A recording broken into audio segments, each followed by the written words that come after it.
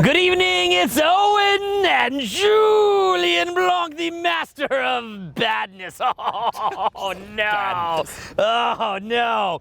And today what we're going to be talking to you about is taking conscious control of your language. Now, the reason why this is so critical is because if you think about the standard American diet, SAD, S-A-D, you see a lot of things like hamburgers, French fries, Coca-Cola, and what's so quote-unquote bad about this is not even that the person's eating hamburgers or French fries. That's really up to you. But the bad part of it is they don't even know that that's not healthy, to the extent that somebody could be drinking a Coca-Cola or slamming down French fries, and they're just like, hey, I don't know, it's what Americans eat. I'm American. This is what you do.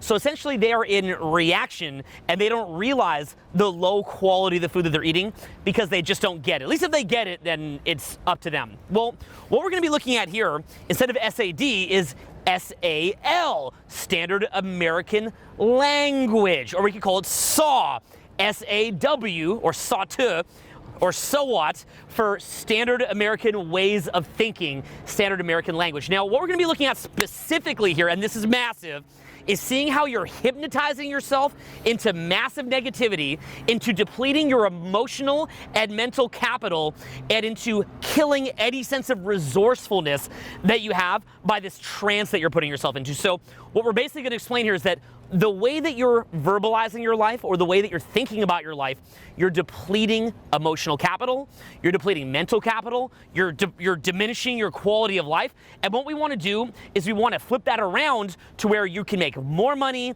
you're happier, you're more resourceful, and just generally more successful simply by looking at your language, looking at your ways of thinking, and rather than doing so unconsciously by mimicking the thought patterns of the masses, which essentially, if you have a pyramid, you know, the elite are up here, it's very small, and the masses are down here, it's very big. And instead of having your language and ways of thinking being pulled down by the general momentum of the ways of thinking of the masses, we want to get you thinking consciously, we want to get you thinking deliberately, and we want you to take massive control so you have more mental capital, emotional capital, resources in general, so that you're thinking in a resourceful way, and so that you live a much happier, subjective experience of life. So the first thing you have to understand here is that emotions are as addictive, if not more addictive, than drugs. Okay, you hear, people get hooked on heroin, they get hooked on cocaine, so on and so forth, but there's something that we're all hooked on, and that is our emotional state, our default emotional state, if you will,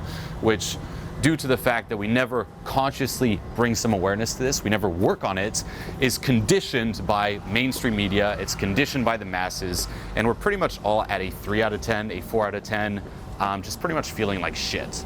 So think of someone who's just negative all the time, and we all have this, like friends who are just always negative. You could give that person the best news in the world, or you could treat that person to a trip, or take that person to a really nice restaurant. It's like that person's like, you know what, I just always want to go to these fancy restaurants, fuck, I can't believe I have no money, this sucks, I deserve to go to a nice place. You could invite them to a nice place, and they'd still find something to complain about. Yeah, so imagine like you give a free vacation to your aunt. Now for a minute, she says, oh, I'm gonna go to Hawaii, thank you, Julien, you're such a great nephew. But then what happens? Within, say, an hour, she's complaining about the traffic on the way to the airport. She's complaining about how slow it is to get on the plane. She's complaining about the turbulence. More importantly, she's like, this is a rare trip. So now it's like the stakes are high, so everything that goes wrong is magnified. Then she complains about the different problems with the flight, the airline food, the turbulence. She gets down and she's complaining about the hotel treatment of her because this is her big trip and it's being ruined. And conversely, you can see guys that are addicted to, say, positivity. Say that a guy's addictive, let's say that a guy's state set point is a 9 out of 10 or an 8 out of 10. You put him in a shitty situation, he'll feel sad for a minute, but he'll bounce back to his default.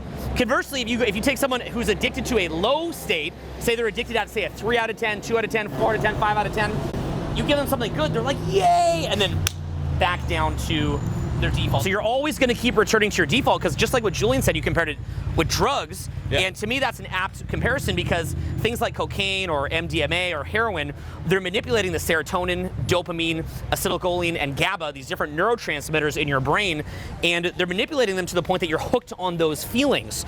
And you're hooked on it psychologically for your own psychological feeling of well-being, but you're also physically hooked on it. It's a physical addiction where you need it for your body to achieve homeostasis. And that's why you see so many people who are just continually going back to a certain mood, and yet they're so unconscious to the fact that they're addicted to that mood. They literally believe it's not inside out. They believe that it is outside in. Yeah, I mean, the common, like, if you want to test this out, the common one everyone's hooked on is gossip.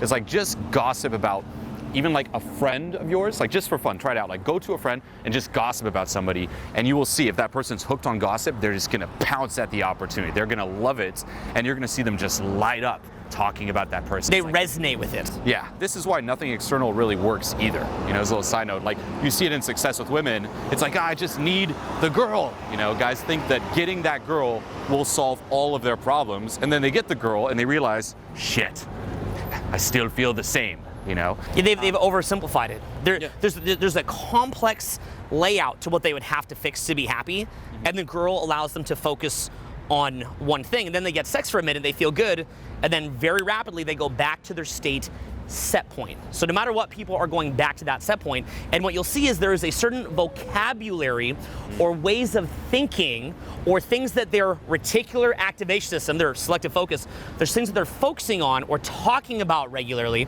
that are allowing them to stay in that state. And this is why you have to consciously groom your state and say to yourself, what ways of speaking and what ways of thinking would resonate with me to be at an 8 out of 10 emotional addiction, or a 9 out of 10, or 10 out of 10, or at least let's start at a 6 out of 10, or 7 out of 10. So how would you speak and how would you think in order to re-addict yourself slowly, because it takes time, but to slowly re-addict yourself to a higher state set point? I view it as like disrupting the self-fulfilling prophecy. It's because you're hooked at, you know, on this certain like state set point, if you will. Like, let's just say you're a 3 out of 10. You're someone who's always just kind of pissed off, this, you know, continuous state of anxiety, a little, you know, worrisome. Because you're hooked on that, you're going to start, on one hand, seeing it everywhere. Okay, it's like the internal colors the external. The fearful person, like, all that person sees is, oh my God, all these scary things. But not just that, you're also going to start looking for evidence to confirm your default. So you're going to block out anything that goes against it, like anything good, or you might just grasp on it briefly, but immediately try to find something to reinforce that. And it's just this loop. You know, you're like, I feel scared, oh my God, look at all these scary situations, look at that, reinforce it, feel scared, and you gotta disrupt it, and you gotta ask yourself, if right now it's feeling, say, 9 out of 10, 10 out of 10, what would be the feedback loop here? How would I be talking? What would be the actions coming from there? Where would my focus go? And start tweaking that. And I mean, just bringing some awareness is huge, because it's true. Like, we never do this. We just take it for granted. It's like, this is me. Oh, people are clueless about it and defensive about it. As soon as you even say, that's just your emotional addictions and dialogue, they will often feel diminished, because it's almost like you're saying, your thoughts are invalid, you're ridiculous. So you really see them shut down when you question them on this. What's the thing you're the most hooked on? Because, again, you've been reinforcing this and like operating in this paradigm pretty much from the moment you're born. You know, it's like you look around, everyone's in this, say, 3 or 4 out of 10. So you're like, well, this is how it must be. You take it on, and you live your life investing in that paradigm. Like, this is the thing you're the most invested in and the most hooked on. And what we're basically telling you here is, you gotta drop that. You gotta let go of it. And yeah, you're gonna feel extremely, whoa, like, what the fuck, defensive, a lot of resistance. But this is how you truly change your life, because that shit will follow you anywhere. You know, that expression, wherever you go, there you are. That little experience will go with you no matter what you do externally. And it's about really bringing awareness to this, and then again, changing the dialogue. Now, this is where this gets really, really fucking trippy, okay? So you gotta pay attention here. This is really trippy. This is really outside the box, okay? You're in the box, you're gonna go outside the box for a minute here. You think that you wanna be high status. Everybody says, I want this like really hot girlfriend. You know, if it's a girl, she wants this like really cool husband or boyfriend. They say they wanna be really wealthy or things like that. But human beings were wired to be tribal. So let's say that most of our evolutionary development was in, let's just say in theory, a 150-person tribe. Well, back then there weren't all these laws that are protecting you from being murdered. So let's say that you're a guy and you've got 4 of the most attractive girlfriends. And then another guy wants to have sex with those girls to mate with them. Or let's say you've got the most nuts or the most meat or the best cave. Well, some other guy can come and just stab you to death and kill you unless you have the alliances to protect you. So if your brain believes that you do not have the alliances or the status that you need to protect yourself, your brain needs to shut you down and keep you in a low, non-resourceful state so that you don't get too high status, so that you don't get killed. And this is why you see typically people who are, say, self-made, successful in their careers, they say the size of the problems reflects the size of the man. So if you're really successful in your career, you probably don't spend a huge, or at least inordinate amount of time gossiping or shit-talking or complaining or being a victim or being dramatic or wasting mental capital or wasting emotional capital. You probably focus on what you're grateful for, you're seeing opportunities, and yes, you're looking at things that are problematic, but you're looking at them in a way to find solutions rather than ruminating on it. And this needs to be understood because this is really crazy. In order to keep you at a low status, you will be kept at an emotional set point of a 2 or 3 or 4 or 5 or something in that range. You might spike up to a 10 here or there, but you'll be kept there so that you don't get too much emotional and mental capital, because if you had too much emotional capital, mental capital freed up, next thing you know, you'd be high status and some caveman might come and murder you. Now, as crazy as this sounds, I would just ground this with a simple example. If you're a guy, let's say you've gone out to a bar or club and you just start talking to everybody. And let's say it's one of those nights where you made yourself talk to everybody. You might feel a change in your mind where a lot of needless self-dialogue goes away and you get almost high off of it. Now, this is what's so trippy. Like when guys are working on success with women, this is what's very misunderstood about, say, getting better with women. A lot of people think it's like, oh, it's these guys that are trying to pump their ego and get laid, or so to speak. A lot of it is that you actually, when you go out and you meet a ton of people and everybody in the environment thinks you're awesome, or at least most people do, you get high off of it. Your state shoots up. And in that mode, you can be funny, you know exactly what to do, you know what to say, you know where to go, you know how to lead. The solutions just come to you because your mental capital is freed up, right? So that's why guys can't think of what to say when they walk to a girl, because their mental capital is so depleted on, oh, how do I look, how do I feel? So what this is seeing not just how to improve that, say, if you're a guy going to a bar or club talking to everybody, because, hey, that's really cool to do and you should absolutely do it. It's one of the most fun things in the world. You know, say that you're a girl and you start going out dancing at the club and everybody's like smiling and playing around with you and having fun with you, right? The girls get in that too, right? That's really cool, especially if you do it without alcohol. It's wonderful. But we want to look at, again, at thought patterns and dialogue patterns so that we can begin to interrupt that, not just when you spiked it up going out to, say, a bar or club, but so that you can begin to feel that all the time and take conscious control of your mental dialogue and your outer dialogue, thought patterns, ways of thinking, and so on and so forth. So some of the things you will notice, you know, when you're addicted to, say, a 3, 4, 5 out of 10 in terms of that internal dialogue, is that, for one, you're going to be speaking in stories as opposed to facts. You're going to be obsessing over the story. For example, that, let's just say, very negative, kind of angry. My life is ruined. Yeah, it's like the trip is ruined. I've been mistreated. This is the worst thing that's ever happened to me. Oh my God, like, how can this possibly happen?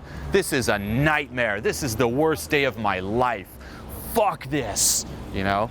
As opposed to just facts. Hey, it's a great trip. The service was subpar, but looking for the rest of the trip. Yeah. One is balanced and measured. The other is stories. We use negative stories to hypnotize ourselves into our emotional addictions. Facts don't let us get into our emotional addiction. As soon as it gets a little negative, oh my God, that's when the stories just explode, and it's extremely dramatic.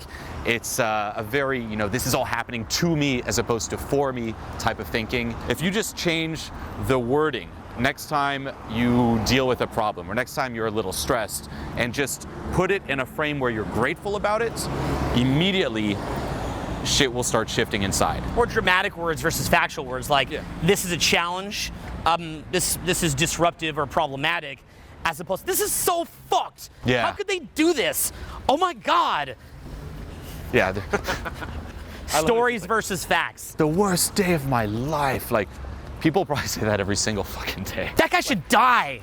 Oh yeah, yeah. They're horrible. Fuck them. Somebody who speaks like that is definitely at least less likely. And notice, I'm not going, they for sure are. Yeah. I'm trying to speak factually. They're less likely to be really successful because it tends to reflect the state of mind they're in. That's why they say that people, the way they talk is more a reflection of them than what they're actually saying. Somebody insults you, a lot of the time that's a reflection of their state of mind. They're in a suppressed state of mind and they're just like, die. Because of where they're at. It has less to do with where you're at. Next time you start stressing out, be grateful about the fact that you're stressing out about whatever it is. Like, say you're on that trip, you're like, God damn this flight.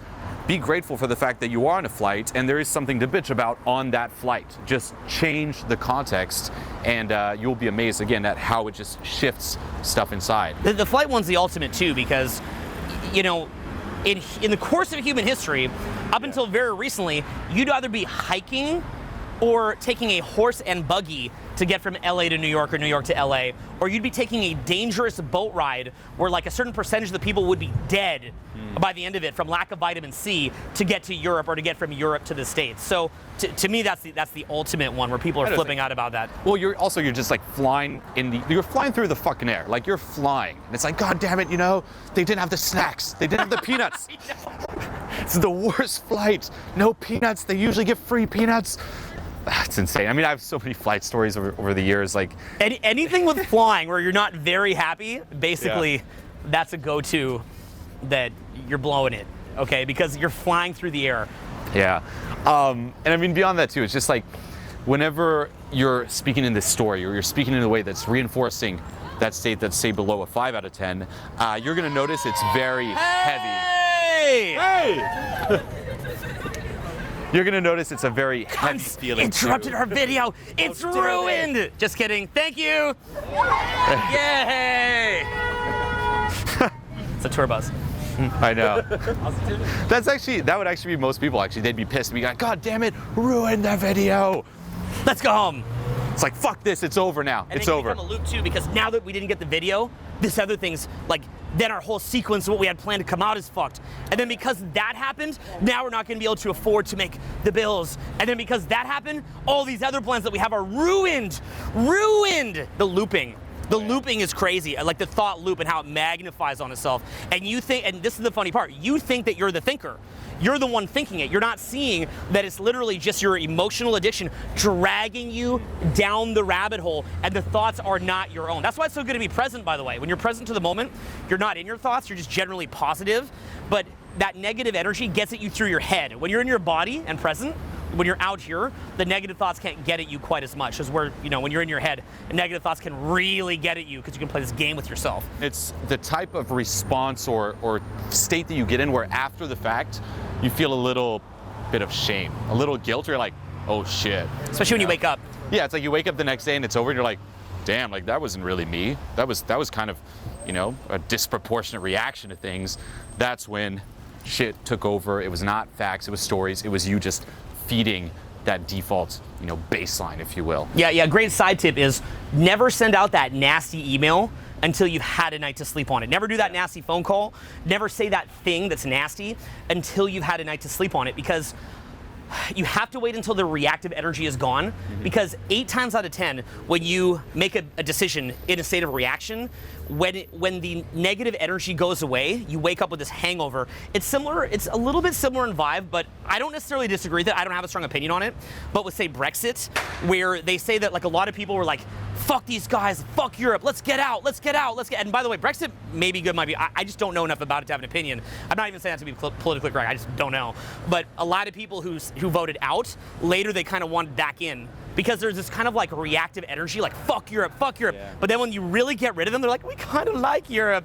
I was just mad. And what happens, like after the nasty deed is done, you get centered again. It's like when you kind of lash out at somebody because you're in a mood, and then you see them the next day and you're kind of embarrassed about it. I've even seen people that have lashed out against me online who I know in real life, and then when I see them in real life, they're like, Owen! And then they remember, oh wait, so the last time I saw him we were friends, but then I lashed out online, and I have to be congruent to that. You'll see them, Owen! And then they're mad, and then they go from happy mad, confused, and then they just stumble off, and I'm just like, you should have known not to write that when you're in a reactive state. So that's a major thing. And I like what you said too about, again, so let's look, we have stories versus facts. That's one of the concrete, clear ways of changing your internal dialogue as well as your ways of speaking. Stories versus facts. Pros, high-level people, they're more measured, balanced, they keep it within facts. And the other one I like what you said is, whether it's happening to you or for you. Yeah. So I always like to say that whenever something good happens, that's great just because it's great. And whenever something bad happens, it's a great opportunity for Zen training. Because the best chance to focus on learning to be present is whenever something bad happens. And what we learn over time is that many of these bad things that happen are not happening to you, they're happening for you. And again, we can see this in different language patterns. Yeah. Well, I think too that, I mean, beneath the surface, like beneath you being like, oh, God damn it, like, let's just say the light's red, okay? Like, people get so pissed off the light's red, they're like, God damn it, this is happening to me. Why is this happening to me? Like, beneath it all, you know it's not really happening to you, but once again, you just like feeding it. You're like, yes, something to feed off of. It's absolutely insane. So whenever that takes over, just start bringing more awareness to when you get triggered, let's just say, to when you are reactive, when you feel that heavy energy take over and something, like you're not even there anymore. Something takes over. That's really it. You know, you get fucking, I love that word triggered too. If you really want to know what reactive looks like, extreme examples, just YouTube triggered and watch the compilations. I mean, that's, you know, on the far end of the spectrum, but guess what? Those are pretty funny. I've never seen that. Oh, it's insane. It's insane. You know, those are like the more extreme ones, but we are all triggered at times, you know? So what do you say are some examples, like take like the happening to you versus happening for you? Well, I'd say, again, common one is the lights. Like, the light turns red, God damn it. It's just like an easy way to go back into victim mentality. Like, God damn it, everyone's against me. That's why I'm not successful. That's why this sucks, fuck, you know? And to be honest, like, it still sneaks in every once in a while. Like, even say shooting a video, say like right now you can see a little bit of drizzling. It's very easy to be like, God damn it, the rain, why is this happening to me? Like, blaming God for the rain or something, like, God damn it. It's like this little habit that we have, that we've been basically doing since forever, since the moment we were born. And just start bringing awareness to it, be like, whoa, and changing it and being like, no, it's not like there's some, you know, evil person who's like doing all these things to you. It's not like the world is against you. Come, you know, it's that person, goddamn person making it rain. It's like no one's against you. And the more you kind of start bringing awareness to that, letting go of it, and moving away from this competitive, like everyone's against me, to collaborative, like, hey, we're all here, it's all good, you'll see your baseline start moving up. There's two or three really clear-cut payoffs to when something quote-unquote bad happens. Here's what comes to mind for me. So the first one, like I said, is Zen training. It's very difficult to train your mind to be in a present state when everything is going perfect. You know, if I'm sitting there watching the new Star Wars movie that I've been waiting for years to come out, I'm not going to be like, just stay present. Oh God, I must stay present now. I'm just like, yay, the X-wing, woohoo! You're engaged with the physical rather than your inner essence. So one big thing is Zen training. Like you could argue that we come to the earth both to have physical experiences, but also for Zen training. And Zen training is kind of like a tongue-in-cheek word, like Zen training, but I use that to just simplify. It's kind of funny sounding. Now, the other one though, and this is also massive, is that it really hammers in lessons that can later be used for great, powerful outcomes. So very rarely, when everything's going perfect, do you get this great lesson. Part of the joy of being older is that yes, you do have bad things happen, but in the process of those bad things happening, you learn to become more present, which is really nice because then you actually feel better overall. Your subjective experience of reality is more positive because you've been forced to rise above. You've been forced to learn to get into the moment and stay present with things. But the other, and this is so cool, is that it applies evolutionary pressure onto you when something bad happens. Like, let's say that we think the rain's about to come. Well, now all of a sudden, it's like, okay, maybe the video might have dragged more, but we know the rain's coming, so let's get out the ideas quick. Or maybe we find opportunities. We're like, you know what, maybe we'll go back up to the mansion and we'll shoot in there and it'll add variety to the video. But you can always look for opportunity in setback. And so we can see this in somebody's verbal explanations because we see the person either A, going, oh, like let's say the rain were to come, we don't even know if it will. Oh, the rain came, oh my God, and they sit there, now this is gonna happen, this is gonna happen, this is gonna happen. Or it's like, yo, the rain's coming, let's pump some life into the video now while we can. Maybe we'll shoot in the rain and it'll look super badass, it'll have a cool effect to the video. So often, when we're at the end of a paradigm, and there's nothing more to be learned from that paradigm, something bad happens, but what's it teaching you? It's saying, that's the end of that paradigm. Like for you, you went on this like crazy like global romp, and it's epic. You fleshed it out probably to the most extreme sense anyone could.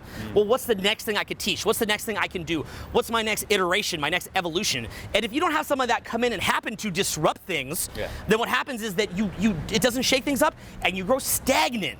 And so often we think that bad things are horrible. We don't realize it's shaking things up. It's providing opportunities. It's a chance to get more zen. It's a chance to apply evolutionary pressure to fucking step it up. Best thing that ever happened to me, probably the book The Game, media fiasco, breakups that I've had, because it takes that kind of diffused focus, like, oh, at some point I'll do this, at some point I'll do that, and it creates the evolutionary pressure and gets it moving. You can see this in people's dialogue, the way they think, the way they act, based on what emotional set point they have, what emotions they're addicted to, what status they're also viewing themselves as. I mean, it forces that introspection. As we discussed, there's so much resistance to this because you're so hooked on it that the world will come in, let's just say, and give you a little nudge. You know, it's like at this point, you can't stop ignoring this. Like, you gotta introspect, you gotta bring some awareness to that inner dialogue, you gotta bring some awareness to that inner experience. You can't just keep putting your fucking head in the sand.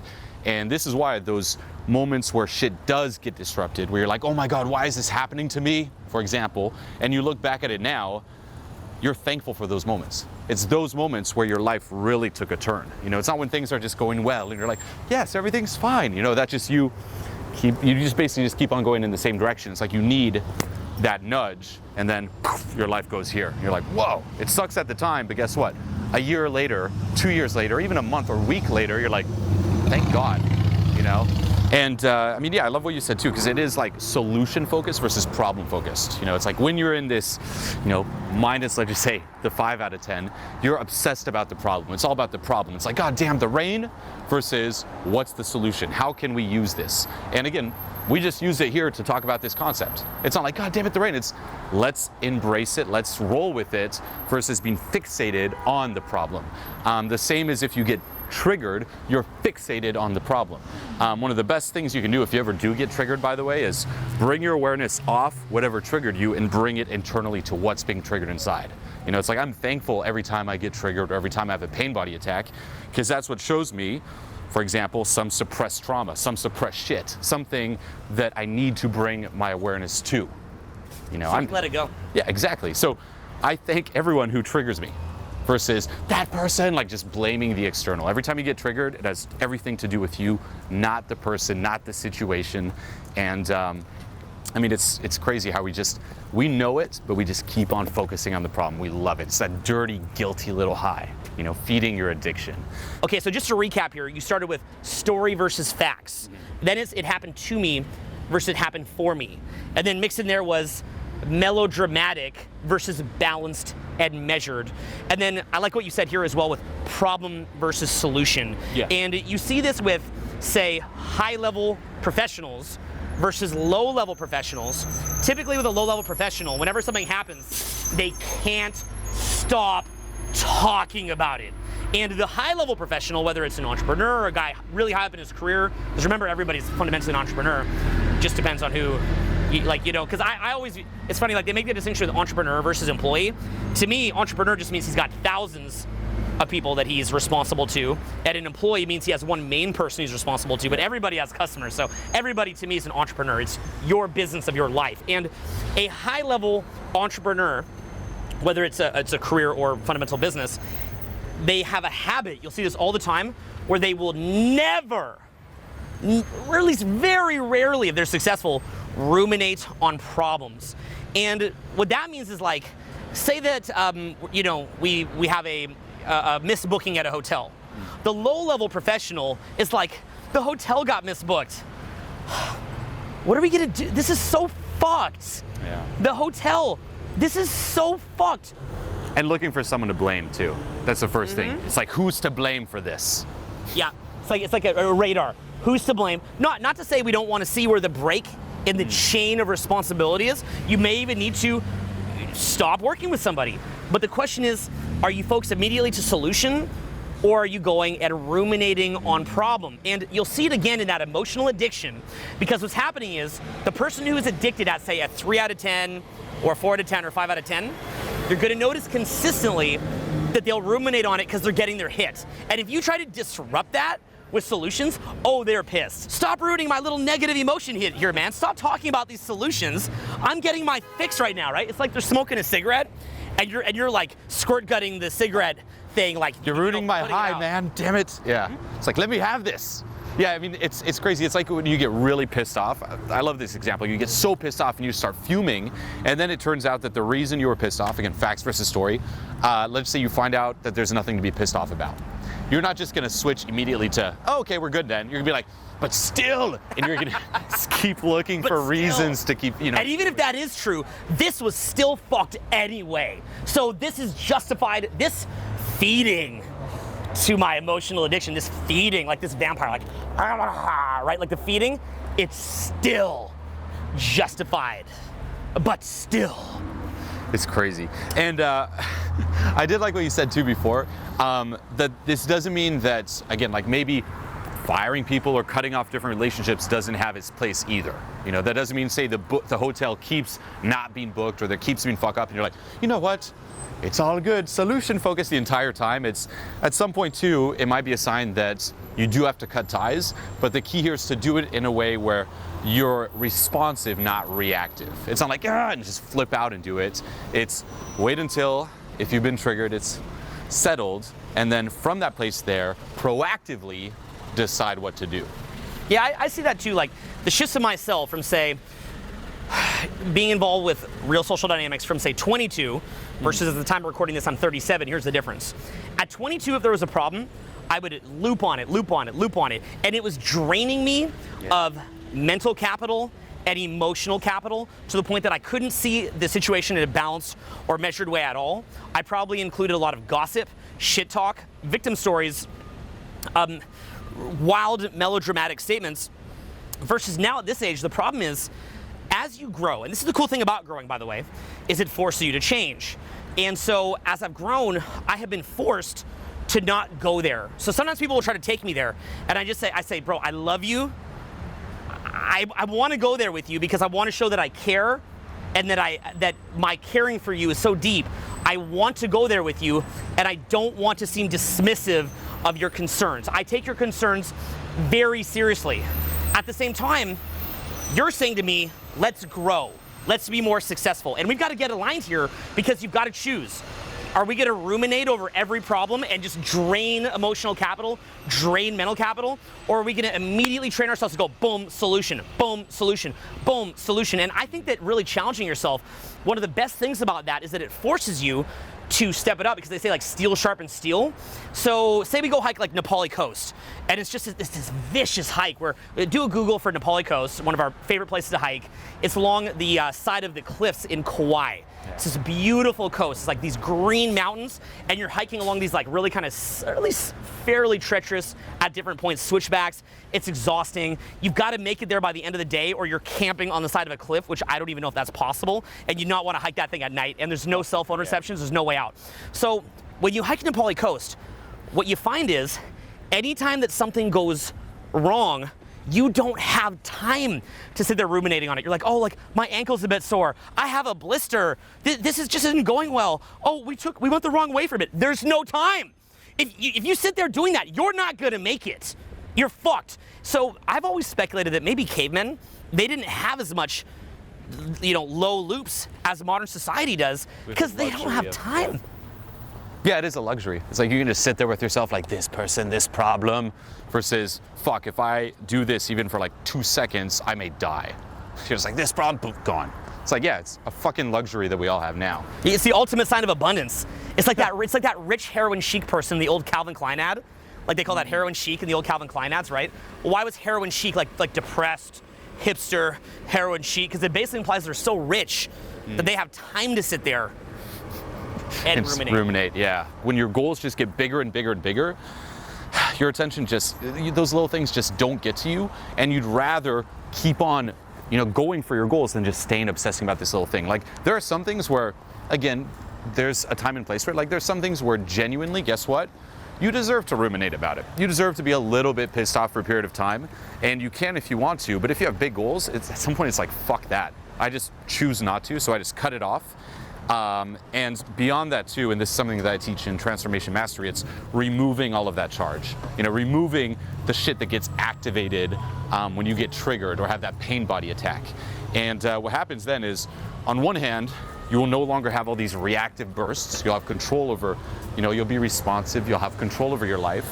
On the other hand, you'll stop attracting people who are reactive as well. And that's the first thing you'll notice is those people down there just, again, ruminating, they just kind of pair up with other people ruminating. Energy attracts energy. Yeah, it's like they just all hang out with each other and all trigger each other all the time.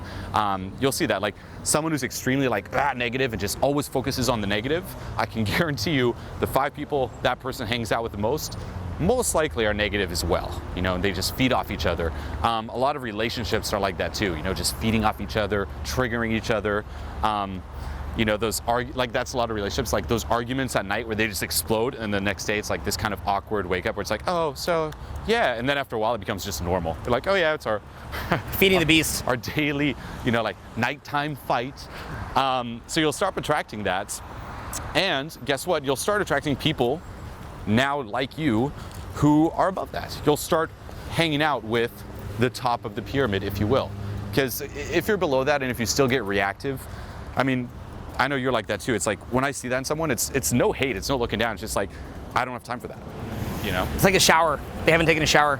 Yeah, and you immediately recognize it in someone. Low vibration energy attracts more low vibration energy. It resonates with it, connects to it, engages with it. High vibration energy attracts high vibration energy situations, beings, and so on and so forth, and resonates with it. So what you've got to ask yourself is, how are you making your life even more miserable through self-fulfilling prophecies? Because what you're doing is you're in a low state, then you're attracting people in a low state, then you're losing mental capital, emotional capital, so making bad decisions, and then furthering that low state. And how can you reverse that and go in the other direction, from downward spiral to upward spiral? What it really all comes down to is limitation versus possibility. When you're someone who's just hooked on that 3 out of 10, and that used to be me, by the way. My entire life growing up, I was just this constant 3 out of 10. I would fixate on the problems, I'd fixate on everything that goes wrong, and guess what? That just keeps you fucking trapped. You're just like, it's only this, take the rain. I would just fixate on the fucking rain, be like, God damn it, the rain, it's gonna rain, and guess what? That'll not only keep fueling whatever I'm feeling, but it'll block me from seeing all the different possibilities, from seeing the opportunities. You're just stuck fixating on the fucking problem. And I do believe this. A lot of people just miss so many opportunities because they just refuse to bring awareness to them. Right now, you may think, my life is horrible, I'm the unluckiest person ever, everything sucks. No, you just don't realize it because you're fixating on the wrong fucking things. You're fixating on the problems, on the limitations, and you don't allow yourself to literally take the opportunities life is giving you. And I compare it to, just me, for example. Growing up, I was really into music. I was like, you know what? I want to be a rock star. That was my dream. That's really what I wanted. Playing music is what turned me on. Now, with this whole fixating thing, if I was so focused and I just got really specific, I'm like, you know what? It's only rock star, I would miss this opportunity here. Instead, what I did is I zoomed out a bit and I'm like, okay, why do I want to be, say, a rock star? What turns me on so much in music? And it's the creative expression. And guess what? That allowed me to zoom out. Okay, what kind of fills this need? This. And what am I doing here? It's the same thing. Every seminar I give is like giving the concert. Recording these videos is like recording the songs. Working on the content, tweaking it to make it connect with different people is like composing the songs. It's the same thing. But if I was like, you know what? It's only the rock star, I'd block off all these opportunities. Make yourself crazy. Yeah, and I'd probably just be right now sitting in some shitty apartment like, rock star, only rock star. Anything else? No. Rock star, rock star. It's like, what about this? Rock star. I just keep blocking it off, staying stuck, ruminating, and just putting my head in the fucking sand. And this is what I see all the time. This is a big reason I created Transformation Mastery, is to get you out of this rut, to get you unstuck and to get you moving up. You see with guys who get fixated on a specific girl, and they say, I could never love like that again. or a girl lose her boyfriend. I could never feel like that again. I could never trust again. And the truth is, you don't attract what you want, you attract what you are. Yeah. And as you're growing, of course you're gonna have that experience again. But like what you said, are you attached to the specific person, or are you attached to the energy behind it? You could still experience that same love or trust, but maybe you can't experience it with that specific person. So it's like that whole, are you attached to the creation or creator mentality? So we're gonna wrap up by reading some stories here. And the first goes like this. There's a Taoist, or Taoist, however you say it, story of an old farmer who had worked his crops for many years. One day his horse ran away. Upon hearing the news, his neighbors came to visit. You know, such bad luck, oh my God, they said sympathetically, your horses ran off, oh my God, fixating on the problem. Maybe, the farmer replied. The next morning, the horse returned, bringing with it 3 wild horses. How wonderful, the neighbor said. Oh my God, that's crazy. They brought back even more horses. Maybe, replied the old man. The following day, his son tried to ride one of the untamed horses, was thrown down, and broke his leg. The neighbors, again, came over to offer their sympathy. Oh my God, such misfortune. I can't believe this happened. Maybe, answered the farmer. The day after, military officers came to the village to draft young men into the army. Seeing that the son's leg was broken, they passed him. The neighbors then congratulated the farmer on how well things had turned out. Maybe, said the farmer. 2 traveling monks reached a river where they met a young woman. Wary of the current, she asked if they could carry her across. One of the monks hesitated, but then quickly picked her up onto his shoulders, transported her across the water, and put her down on the other bank. She thanked him and departed. As the monks continued their way, one was brooding and preoccupied, unable to hold his silence, and then spoke out. Brother, our spiritual training teaches us to avoid any contact with women, but you picked that one up on your shoulders and carried her. I just really pissed off.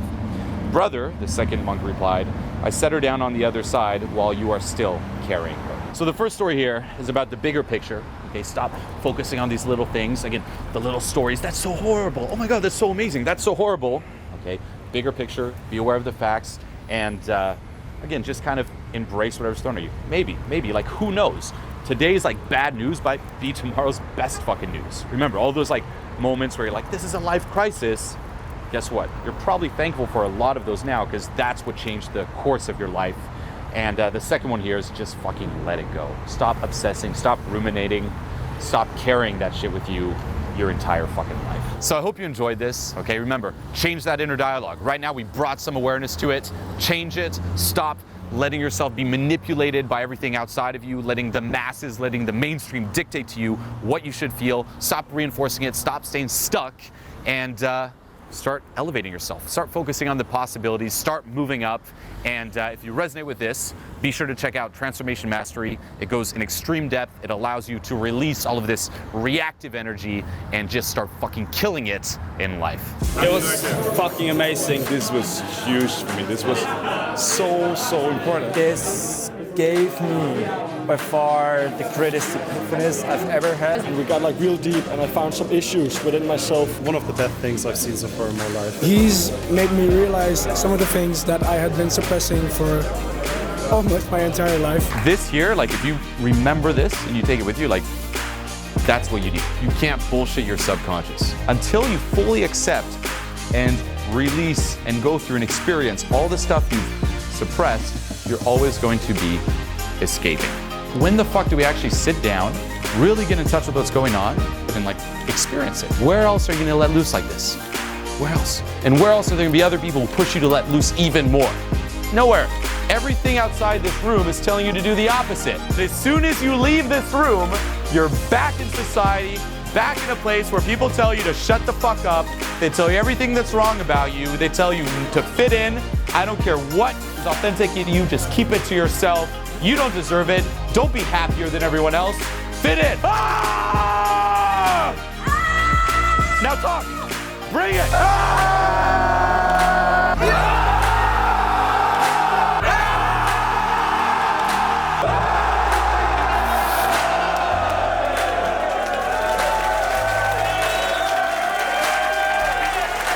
This is the type of place that shows you what's possible.